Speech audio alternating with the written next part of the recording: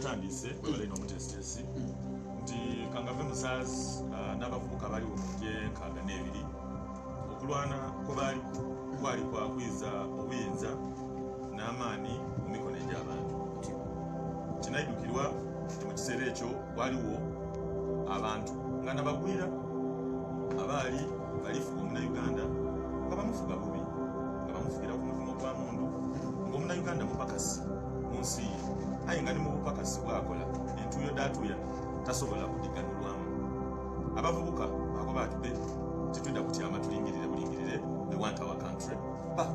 Twenda nsi yaife, twenda obuyinza butwirire, twende sente gitwirire nga muganda wange Mwami Muzaale bwakookowa mbaire tutesanga n'abakulu ono commissioner Mwami Sirwanyi mbaire mukulu Mwami Muzaale.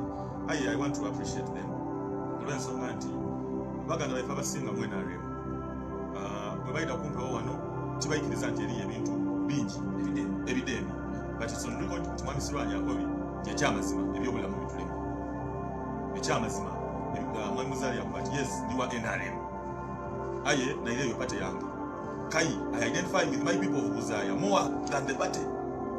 Abantu bange ab'e Buzaaya baavu bazira sente mu mpale daibwe mu ngalo daibwe.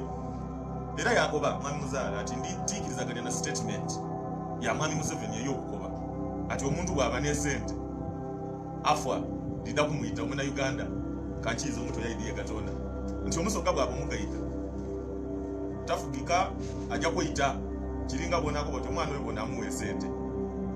Now ekyo kitulayo ekizibu kyetuli grapplinga nakyo mu iwanga lino ekya patronage ekya Mwami Museveni okubanga abaami ba Obote ba Kangave Musaazi bye baba n'okuyisa obuyinza obw'abantu mu mikono egy'abantu.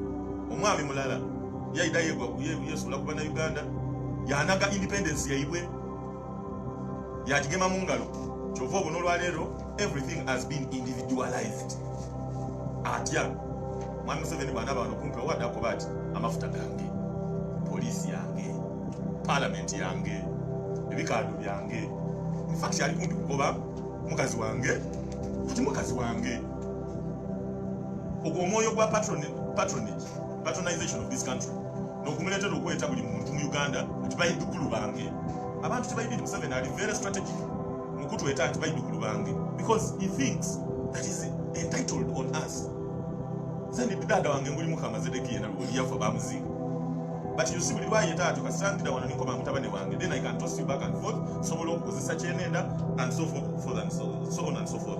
Now is it true nti abatwanirira okufuna obwetwaze bakola kituufu era twabufuna? Yes, kisoboka okuzaala omwana era Mwami Sirwanyi akobye nti omwana bw'aba wa myaka 58 aba mukulu. But you see aba akakaite muna Mwami Sirwanyi tukali kukakata mu byabulamu after 58 years tukali kukakata mu nsonga da governance n'obukulembeze paka buti tukalira n'abantu baife aba mu kyalo n'abebugabula abenda Bobi Wine abenda Kyagulanyi kumutima batya to express themselves okukyatula olwokubanga Basirwanyi baita ba parliament babashirudinga n'emundu nga bali kubisaawo ebiteeso ebyokutukakata eyatwaire ngaawo mwire najje lwakitula mumutukaka olwokubanga nga abantu ofunamu.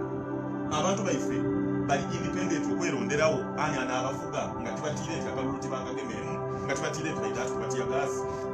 You see, we try to get independence, to get the substance in independence. Teach gambo bugambo. Mukairo wange obasenga wange, owena madope, oba dada wange, owemba kitoni, oba muganda wange, eyasenge ekidichi. Babanga babali kutola omukazi ali kulunga. Twalamira geka muli. Oba lubaga. Amadi gabo gali kutola Mwami Sirwanyi ndimwe mulino omukisa. Nti mujja mu parliament ekisoka kye babawa kamotoka kalungi. Nga iwewe bebikongo otolooza ng'oti majola. It is not you see, then you get to this studio, we have performed 70%.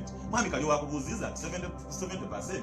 Olikujiona wangu kwa the only achievement ndio wanajeba kwa zaino ngudo. Ngane ngudo ifa kandi tutwidi mwida wano campaign mukobe mutu. Twabazimbira bridge. Baba baba waka ngatwidi bulungi ngafuna mitwala atano. Ayi nga kumitwala agata tutwidi gaja. Ayi ye wananga timbewolere nyama, timuli ya nyama newoze nyama, mulire nyama, newoze nyama. Omwana omugezigeza ajabuza baba nti otwewolere nyama. Ayi nani alisasula nyama eyo tabanga bolifuja atoleka mabanda. Iwe weno chidi nti n'amabanda kamala. Abaana bo n'abaana b'abaana bo bebalijja okubanga basasula. Mama wange atakola. baba wange atakola bagata bange abasomye nga bazira mirimu ayenga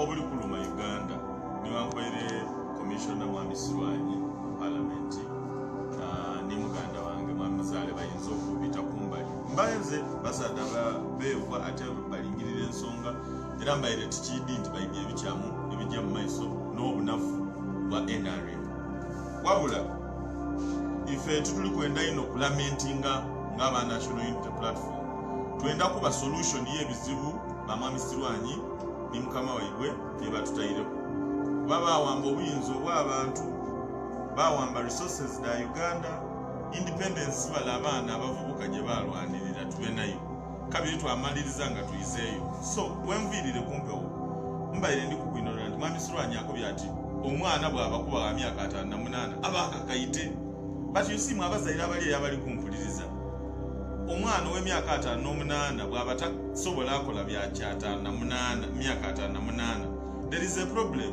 either waliwo obuzibu kumuzaire amuzaala oba ye ng'omwana Uganda ya myaka 58 Mwami Sirwanyi mwene abaire mudulizi ku nsonga eyo yakoba ati aye paka buti amalwaliro gakitembeete abakazi bakafa nga bazaala bwojeru bagobe butansi kwereza center 3 oba namwenda kwereza center 3 oba 4 oba kitayundwa panado osimba line ayo oluba wakatuuka yenga bakoba ati aweirewo gyogule enguudo bibooli oyinza okunoonya omuntu alina omutwalo mu trading center ye omuntu oyo ali kumpuliriza awena maganda mu kirasha oba ekidiki oba endalike so nga azirawo Mwami Sirwanyi yakoba ati ku percentage government yeneekoze bulungi ebitundu 7 ku 10